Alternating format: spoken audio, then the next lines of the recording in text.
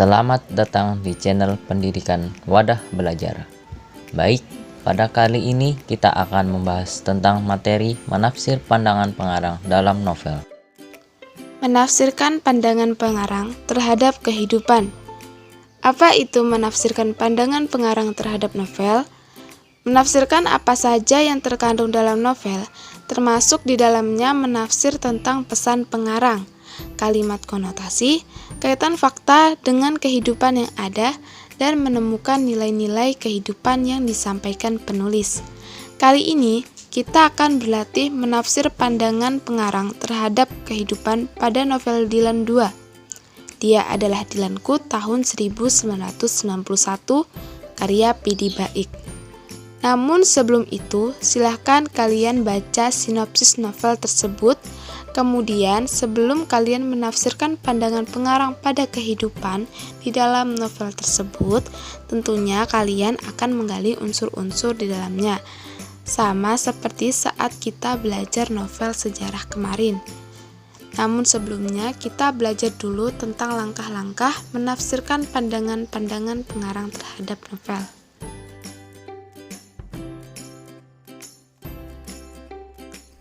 Langkah-langkah dalam menafsirkan pandangan pengarang terhadap novel, yaitu yang pertama, membaca novel dengan seksama. Yang kedua, menentukan nilai-nilai kehidupan. Dan yang terakhir, menafsirkan pandangan pengarang terhadap nilai-nilai itu. Nilai-nilai dalam novel, yaitu yang pertama, nilai sosial adalah nilai yang dilihat dari sudut pandang hubungan dengan manusia atau masyarakat. Yang kedua, nilai agama adalah nilai yang dilihat dari sudut pandang seseorang berdasarkan hubungannya dengan Tuhan. Yang ketiga, nilai moral adalah nilai yang dilihat dari sudut pandang kepribadian atau sikap seseorang dalam menyikapi suatu masalah. Dan yang terakhir yaitu nilai budaya adalah nilai yang dilihat dari sudut pandang kebiasaan, adat istiadat, dan kepercayaan.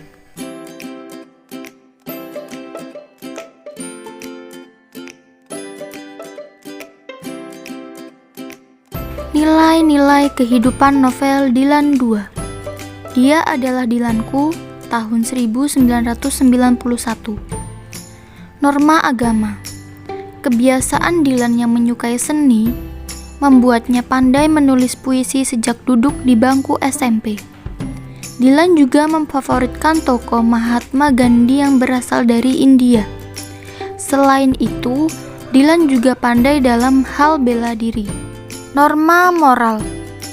Dylan yang seorang gangster tidak lantas selalu terlibat dalam permasalahan seperti tawuran, konvoi, dan biang onar.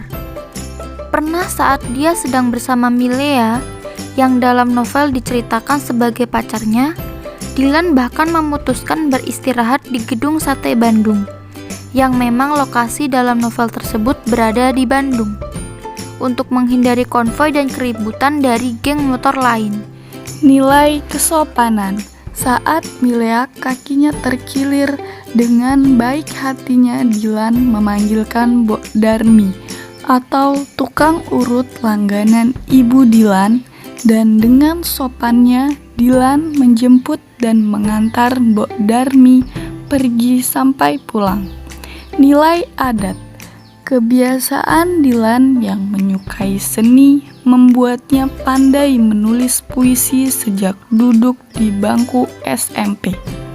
Dylan juga memfavoritkan tokoh Mahatma Gandhi yang berasal dari India. Selain itu, Dylan juga pandai dalam hal bela diri.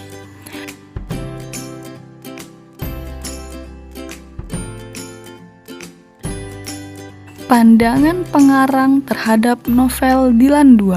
Dia adalah Dylanku tahun 1991. Pengarang tidak menyebutkan nama asli pemeran dalam tokoh Dylan yang sebenarnya. Dilan memberi penggambaran lain dari sebuah penaklukan cinta dan bagaimana indahnya cinta sederhana anak zaman dahulu.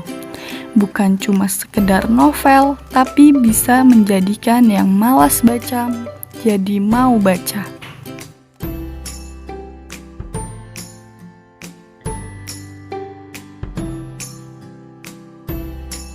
Dalam menerangkan maksud pengarang terhadap novel, kalian bisa membuat pertanyaan-pertanyaan agar memudahkan dalam menguraikan latar sosial budaya novel. Berikut yang kalian harus pahami ketika ingin menguraikan latar sosial budaya novel.